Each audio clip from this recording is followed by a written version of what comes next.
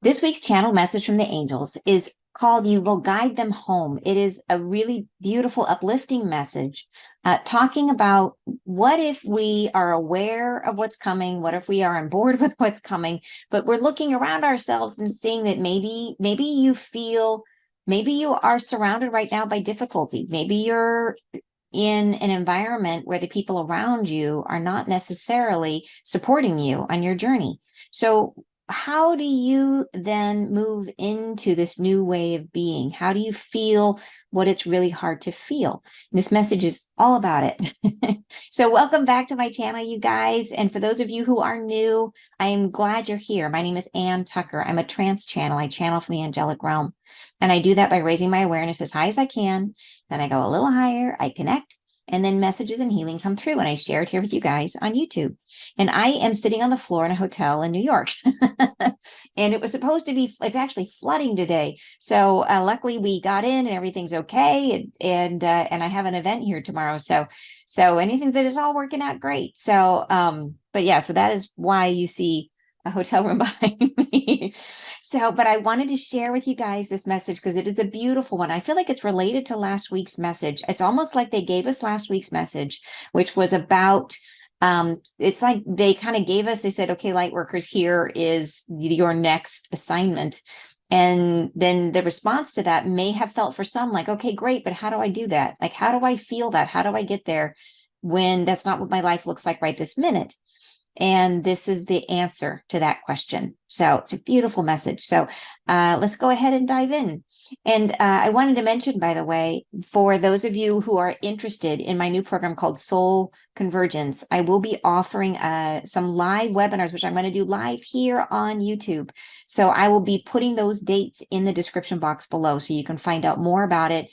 And if you want to come and learn about the program, but even if you are unable to do the program right now, come to the webinar because I'm going to be talking about this specific ascension at the meta level, talking about the balance of masculine and feminine energy and going in depth into some of these topics, sharing some information that you probably haven't heard before. So I would love for you to come. I've got 4 dates. So mornings, evenings on 2 different days. So hopefully you can make one of them and join us for the live here on YouTube. All right. So let's dive into the message. It's called You Will Guide Them Home. So they say, we speak unto you, our fellow beings. We bring you harmony, peaceful beginnings.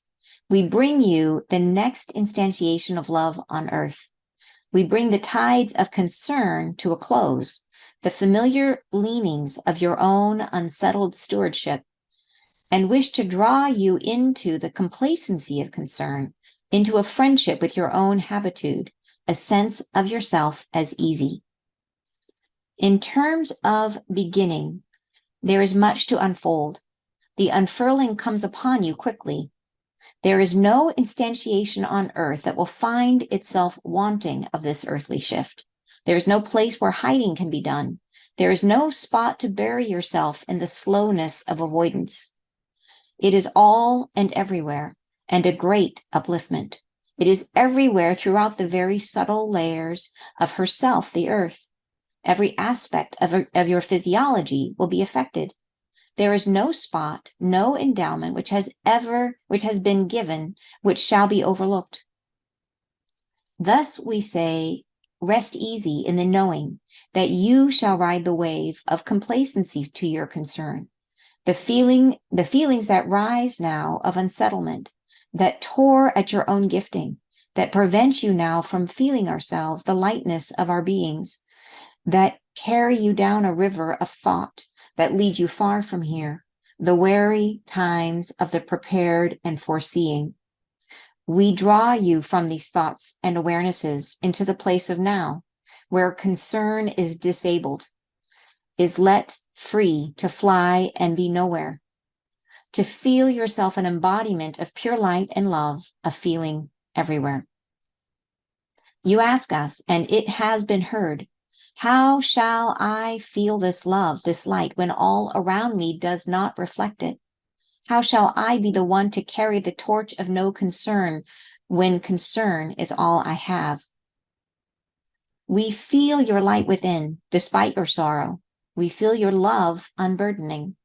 As we speak these words, The light within thee rekindles. You are there always, and we find you deeper, deepening. The time has come for upliftment. The unsettled state that you are in, the furrowed brow and hazarded carings will unleash, and you will find yourself adrift, a momentary sense of letting go.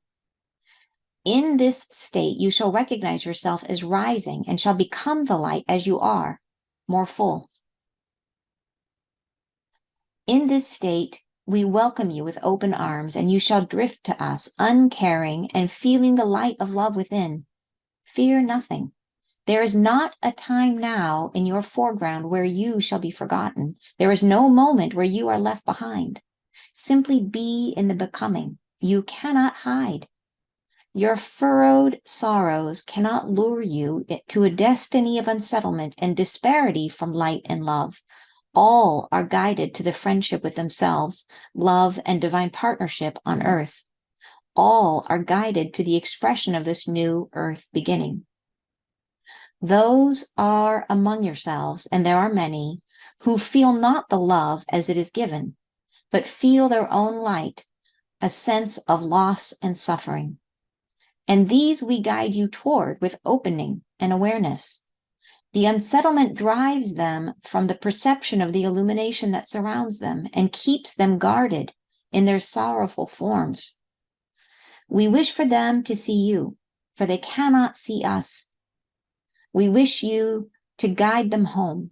We wish for you to set the template from your own heart of living in the solace of the divine, to become the light and share it broadly, for all who live are welcomed.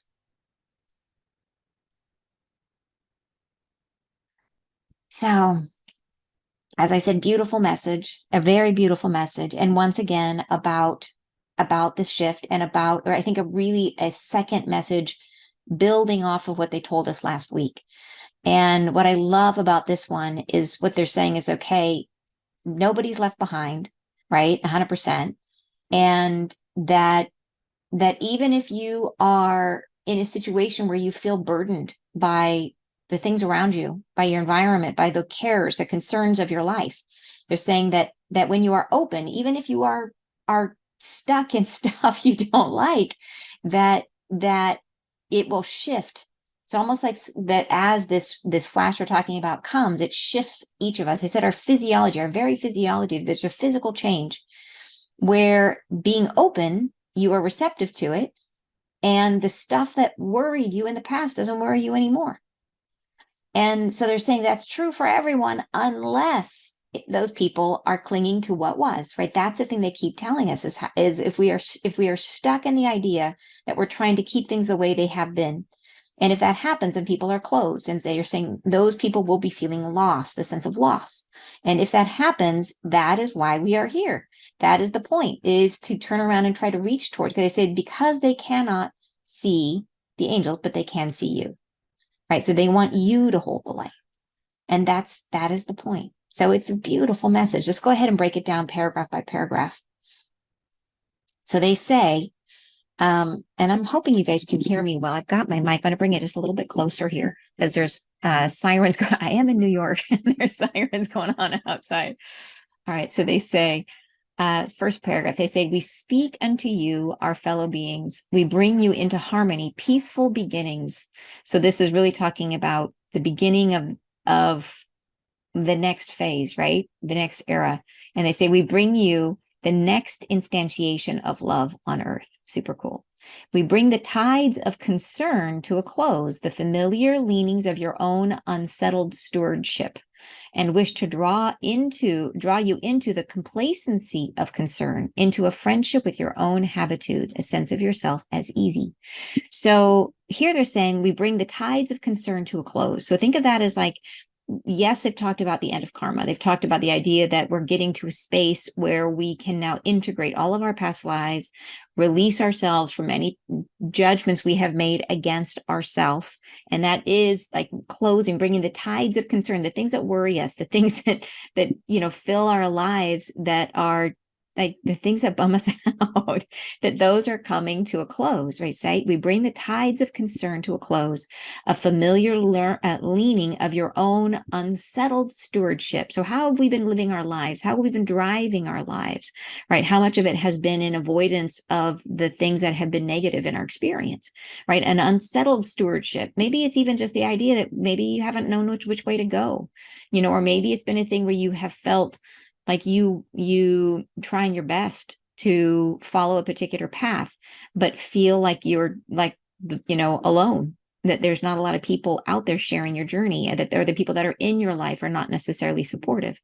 So that's that unsettled, a stewardship of life that just feels like you're uneasy in the life. So maybe that's the case, right? And they go on to say, and wish to draw you into the complacency of concern. Complacency is like is getting to a space of neutrality, right? Not letting it bug you anymore. The complacency of concern. So your concerns, no, it's not saying that the concerns go away. It's saying that the concerns are no longer worrisome to you, that you become neutral about the concern, not concerning. Your concerns are no longer concerning, right? And into a friendship with your own habitude, a sense of yourself as easy. And I love that they didn't just say, oh, yeah, we're just going to zip, your concerns are gone. Because what if your concerns are someone you love that is following a different path, right? And you can't just snap them into being something else. We have free will, right? So they're going to change at their own pace if they change. So, but the thing that will shift is how you feel about it, right? The complacency of concern, the release of your concerns, the concerns no longer concerns. So to me, it's clear. The word choice, I think, is really, really important because it acknowledges a truth about our experience. All right, a sense of yourself as easy. Next paragraph, they say, in terms of beginning, there is much to unfold. The unfurling comes upon you quickly. So this is, they've been talking about this. So they're really saying, like, I think there's going to be some major shifting that comes in this next few months. And they've been talking about it a lot, right? They've talked about in the last few messages, this big flash of light, right? That's supposed to be super impactful. They've described it as the moment that we will look back on as the moment that changed everything. They've talked about changes that are political and financial, major shifting coming up in the next very short, that this is like our next thing that we're heading into. So they said the unfurling comes upon you quickly. So that's like, it's coming soon. Then they say there is no instantiation on earth. And by instantiation, they mean like nothing that exists on earth. Like, so an instantiation is like, and I like that they use that word because it means, it's like, it implies the idea that you are eternal, and this life that you're in is one instantiation of your existence. And that's the case for every single thing in your existence, that this is one instantiation of a life, and you've had many, many, many, many. And so is everyone around you. So there is no instantiation, there's no experience, no one living on earth, nothing on earth that will find itself wanting of this earthly shift. So the shift affects everyone, in other words. There is no place where hiding can be done. There is no spot. I like this paragraph a lot. There's no spot to bury yourself into the slowness of avoidance. It is all and everywhere, a great upliftment. So super awesome. Basically, you can't escape it. It's going everywhere, which is a good thing. It is everywhere throughout the very subtle layers of herself, the earth. So it penetrates the earth. It affects, and if you think about this as a wave of energy, they're saying that wave of energy moves through us, but it also is moving through, like they said, the very subtle layers of the earth. So this goes deep into the earth. This energy does. It is everywhere. Yeah. So then they say every aspect of your physiology will be affected because it does actually go through us physically. There is no spot, no endowment which has been given, which shall be overlooked. So it's literally everywhere. So this is great news because it means we can't, even if we wanted to avoid it, we couldn't. So it's really, really good. They go on to say, thus we say, rest easy in the knowing that you shall ride the wave of complacency to your concern. So in other words, if you have concerns, if you have worries, if you don't feel uplifted right now, they say, don't worry. They're saying that you will ride the wave of complacency. You will, this wave of energy will help you to release your concerns. The things that feel heavy upon you now, whether or not they change, because some of them may be people that you can't change, right? But you will feel differently. That the concern, you will get to a space where your concerns are no longer concerning. They go on to say the feelings that rise now of unsettlement, that tore at your own gifting. So in other words, there are times when you will have weights happening, things that are difficult in your life that are heavy enough, they lower your frequency enough that you cannot connect to your own gifting. And that's what they're talking about, that tore at your own gifting. So that the feeling that rise now of unsettling, what's unsettling in your life? What is it that lowers your frequency, that keeps you from your own connection, from your own gifting? And they say that prevent you now from feeling ourselves, from feeling the angels, the lightness of our beings, that carry you down a river of thought that leads you far from here, right? And wary times of the prepared and foreseeing. I love this. This is the busy mind. They're talking about the things that, what is it that carries you down a river of thought? That idea where you just get lost and you're not in the present moment. You're working through, what is that conversation you just had, and you're replaying it in your mind 50 times, or you're worrying about something, like that's that river of thought that carries you away from the present.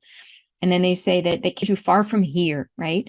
And, and wary times of the prepared and foreseeing. So this is like, how is it that when we're scared or nervous and we try to, get super prepared, is that idea of controlling our experience that comes from fear. So this is exactly what they're addressing.